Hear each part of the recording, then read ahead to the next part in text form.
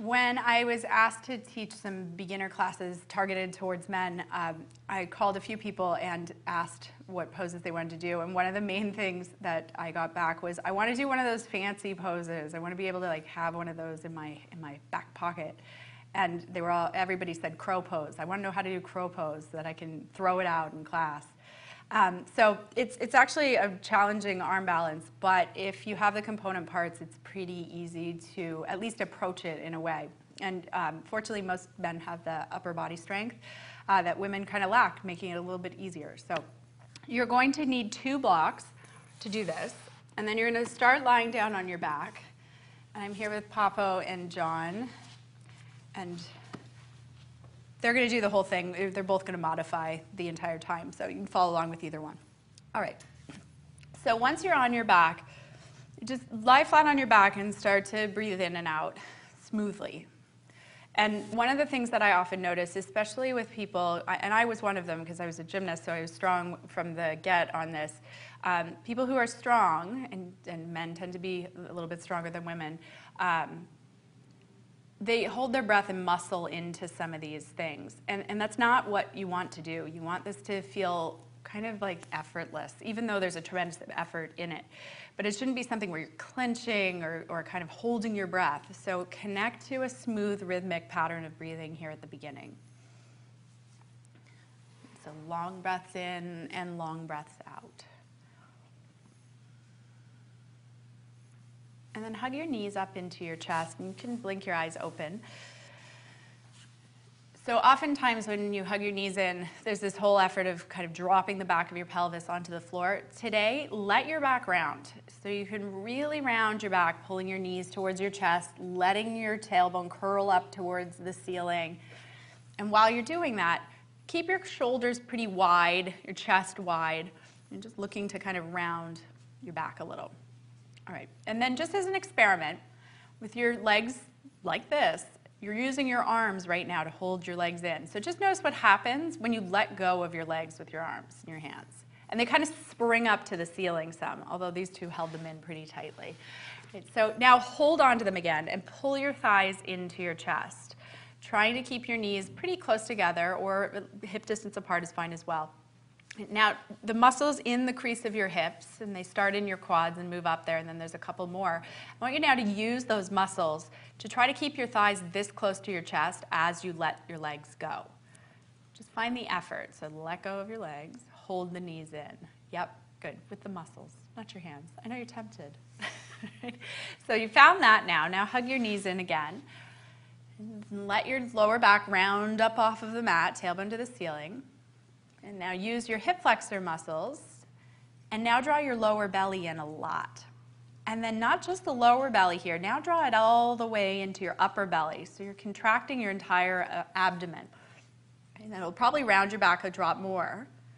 And then keep all of that muscular effort and just let go of your legs. Good. Right, now hold on to them again. Just hug them in. Pause. You can let go of some of the effort. Now put your feet on the floor. Place your feet hip distance apart, knees parallel, hip distance apart as well. Now interlace your fingers behind your head. All right. Now once you have this, keep your chest wide. Start to draw your lower belly in. Take a breath in, and then as you exhale, lift your shoulders and your chest and head off the mat a few inches. Good. Okay, and then once you lift up, keep your throat open, just as if you would have it when you're standing. Okay, keep drawing your lower belly in more and more. Try to bring your lower ribs towards your hips, rounding your lower back into the floor. See if you can lift your chest and head up a little higher. Keep your collarbones pretty wide. Good. And then on your next inhale, lower yourself all the way down to the mat. Okay, now we can do a few of those on your breath. Exhale, pull your belly down, lift your chest and head up. Inhale, lower yourself back down. Exhale, lift up, keep your feet pressing into the floor. Inhale, lower back down. 3 more times. Exhale, lift up, belly draws in, bring your ribs to your hips. Inhale to lower. Exhale, lift it on up. Inhale, lower down. Last time. Exhale, lift up. And inhale, lower. Okay, hug your knees into your chest again. And give them a squeeze. And now separate your knees just as wide as your shoulders. And then take your hands to the backs of your thighs. And you set up like you would for Happy Baby. So flex your ankles and stack your feet over top of your knees. Okay, but then instead of holding your feet today, just hold the backs of your legs. And then just for a few breaths, let your pelvis drop down to the floor so you're not rounding your back. And now start to let your back round. Draw your belly in. Start to pull your knees down towards your shoulders. You can let your tailbone curl up to the ceiling. Keep flexing your ankles, bringing your knees towards your outer shoulders. Good. Now keep your knees this wide. Point your feet instead of flexing your ankles. Right, spread your toes. And now leave your knees this wide, but bring the base of your big toe together. Right, so touch your toes together. And now leave your legs like this from your hips through your shoulders, but now pull your heels down towards your sit bones. Keep your big toes touching. So you might be able to get really compact. You might not. You might be kind of in an open shape. You're just noticing all the efforts you're going to need. Good. Right now, hug your knees in again. And then put your feet on the floor. Now have your knees as wide as your shoulders. Okay. Interlace your fingers behind your head. Take a breath in, and then as you exhale, lift your chest up off of the floor. Pull your belly down. Keep your collarbones wide. If it bothers your neck, you can leave your hands behind your head. Otherwise, reach your arms out with your arms shoulder distance apart and reach them kind of towards your legs. Okay, so narrow your arms a little bit, John. Just your arms. There you go. Okay, now, pick your feet up off of the floor, bringing your knees over your hips and parallel your shins to the floor. Okay, make those pointed feet again. So arms inside, knees wide. There you go. Okay, now start to pull your knees towards your shoulders and your lower ribs towards your hips to get more and more compact. And then push your knees and your outer arms together, keeping your arms shoulder distance apart. Okay, so have them touch. And now bring your big toes together. Good. Spread through your toes. Make nice Barbie feet, Papo. I know. And then hug your knees into your chest. All right. Now rock yourself up and over and come onto all fours. Okay, so once you're on all fours, you're going to grab your 2 blocks, and you set your blocks up in front of your fingertips and have them the really tall way. Okay, so this is kind of proportional. If your forearms and these blocks are the exact same length, it'll work really well. If they're not, it'll be a little bit more cumbersome, but they're just really there as a guide today. Okay, so on all fours, shoulders right over top of your wrists, right? Knees underneath your hips. And now shift your shoulders forward so that the heads of your shoulders are over top of the blocks, but keep your elbows straight. Okay, keep your chest wide, but draw your lower belly in. Right, now keep your upper body like this. Take one foot back and then the other into plank pose. Okay. So once you're in this plank pose, shoulders away from your ears, hug your arms together, belly in, and now knees really straight. And then you're not going to lower to the blocks. You take a breath in. As you exhale, elbows hug in, bend your elbows 1 inch. Take another breath. As you exhale, lower 1 inch further. Okay. And then think about trying to peer over the front of your mat beyond the blocks, hands planted, elbows in. Good. And then inhale, push straight up into plank. And then exhale, drop your knees back down to the mat onto all fours. Okay, so one of the things that's really important to learn when you're arm balancing is that you're trying to resist away from a big bend in your elbows.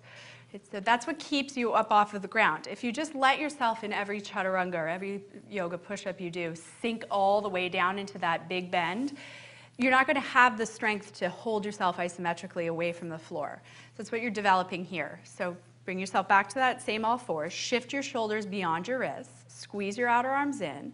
Belly in, straighten your legs into plank. And the blocks are as far as you would ever go in bending your elbows, but you're going to try to resist away from that. So take a breath in, exhale, bend 1 inch. Shoulders stay away from your ears, elbows in. Take another breath, lower 1 more inch. And now stay here, keep the bend in your elbows, but think about trying to straighten them as they remain bent. So you get that idea of pushing the floor away from you. Good, now inhale up into plank. And then drop your knees back into all fours. Right, and then you can sit back on your heels if you'd like, or you can take child's pose, whichever is a little bit better for you. Okay.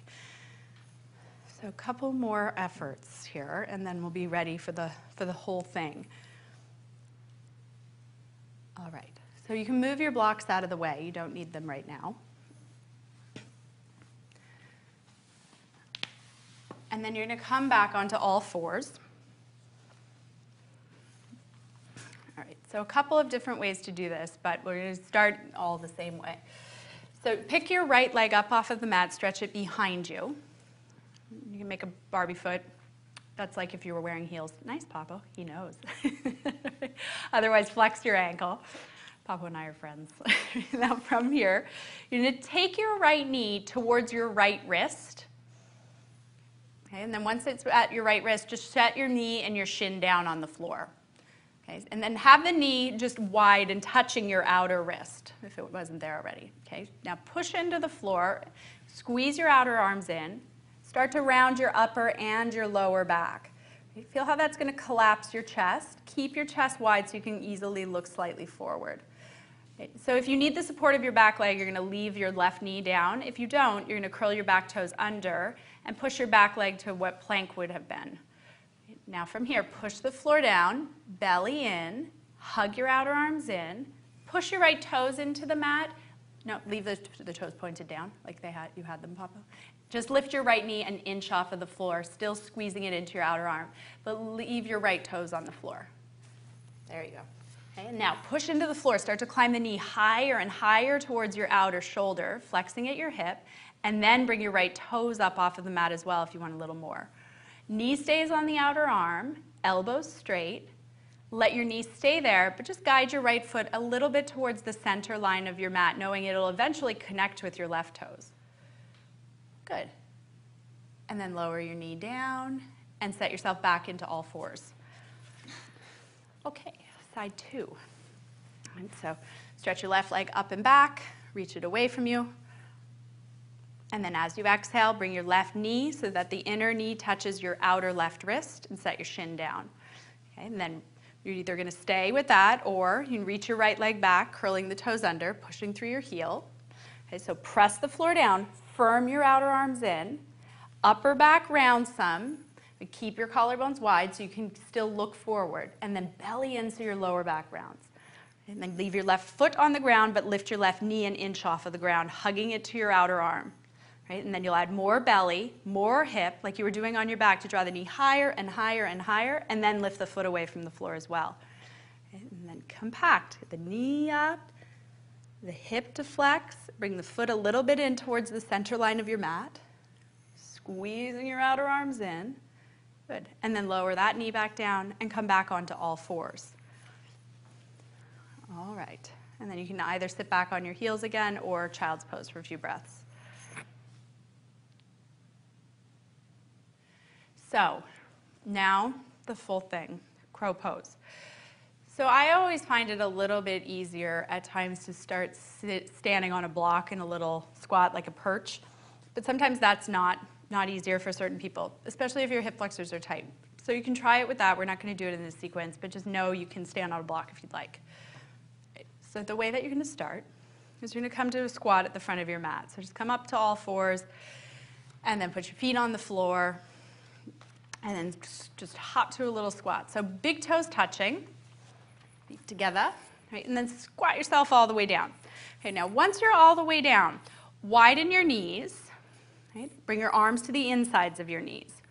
Now for some of you that might come up really high, up all the way to your outer shoulders like John has, and for some they might be a little closer to just above your elbows. Either one is fine. Eventually get them up really high. Okay, now place your hands shoulder distance apart and move your hands back kind of as close to your feet as you can get them. Keep your back round though. Yep, and you can let your elbows kind of bow out a little. All right, now lift your butt up away from the floor a few inches and squeeze your elbows in. Right, now shift your shoulders forward way ahead of your wrists like you were doing when the blocks were underneath of you. Okay, now squeeze your elbows together, draw your belly in. Right, think about rounding your back. And then from here, just like when you were bringing your knee up the arm, and then eventually you brought your foot up using the back of your leg, start to take one foot up off of the floor. Bring your right foot or your left foot towards your sit bone. And now once that happens, keep pushing the floor away from you as you let your elbows bend some, and then maybe bring the other foot up to meet it. And if it comes up, big toes touch, spread your toes, Keep hugging your elbows in, all back rounds, but keep your chest wide. And then set yourself all the way back down. Pause. Right? So you work 1 foot up at a time, 1 foot up at a time, and eventually both feet come up like they just did. It's important to lean forward and to resist your elbows from bowing out and to resist them from bending too far. Right? So one more time, big toes together, knees to your outer arms, round your back, pinch your knees and your arms together. So the knees are on the outside edges of your arms. Okay, round your back a little more, and then 1 foot, draw it up, use the back of your leg, and then the other foot perhaps, or switch legs halfway through.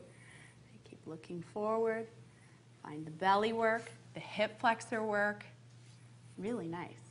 And then set yourself all the way back down, and lie down on your back. So just to undo some of that, was a lot of hip flexor work. You're going to bend your knees, put your feet on the floor, and you'll take one of your blocks, lift your hips up away from the floor, and you'll put the block either high or as low as you'd like, right underneath your sacrum or under the back of your pelvis. And then arms can be alongside of you as wide as you need to get your chest nice and open. And you're just looking to undo all that rounding you just did.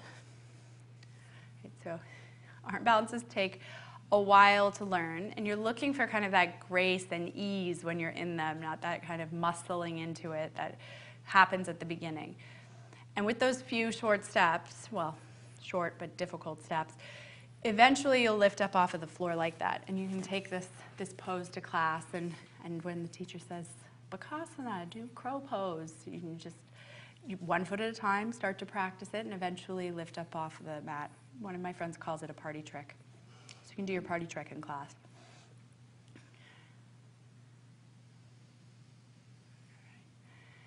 And lift yourself up and off the block.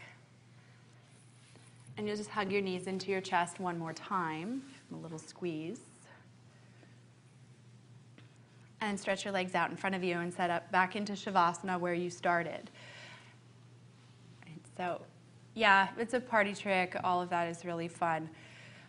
But it's also a process of learning how to really pay attention to what your body needs to do, how to engage certain muscles, how to find the actions you'll need in that pose. And those things occupy your mind in a really, really great way. It's a really great way to learn to concentrate. And that's what yoga is about at the end of the day. It's about learning how to concentrate on what's happening in the moment, making really great decisions based on that. So at the beginning of this sequence, you just started on your back and you were watching your breathing move in and out. You can go back to that thing. And that's the only part of concentration, or only point of concentration you have here. It's more difficult to hold it than it is when you're trying to learn crow pose. So give yourself as much space to fly away from that thing you're trying to concentrate on and bring yourself back. And give yourself that space with no frustration, same thing that you would do in other poses, just knowing over time you'll get better at it. And beyond that, you're resting your body, just finding a few moments of quiet.